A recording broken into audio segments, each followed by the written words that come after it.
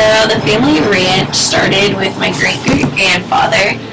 His name is John Swenson, and he came over to America from Sweden.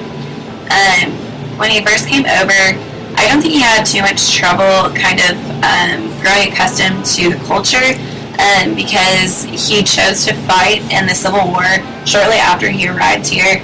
And it's actually really sad, but while he was in the war, he lost one arm, and he actually ended up moving to Nebraska after the war, going to college, which was just obviously really rare during that time. So I admire him a lot for that.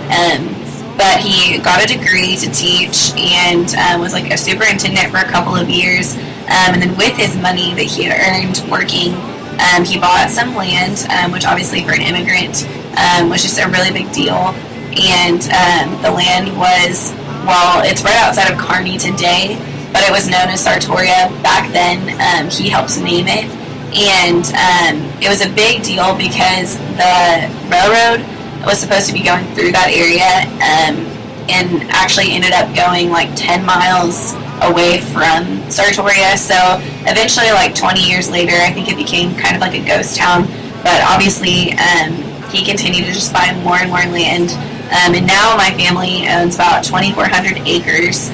I'm not sure how many cattle we have, but yeah, we don't do corn or anything, just cattle. And growing up, it's just been really special to me.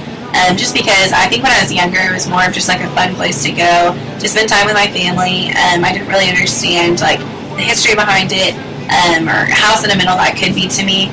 But I think just kind of getting to the age that I'm at, I'm realizing so much more that it's just so much of my heritage and who I am, and it's just something that I know like I will treasure in the future. I want my kids to have the opportunity to be able to go to the ranch someday, and I know just being able to bring friends with me, it has been a really neat experience, just because obviously it's something that they get to appreciate too.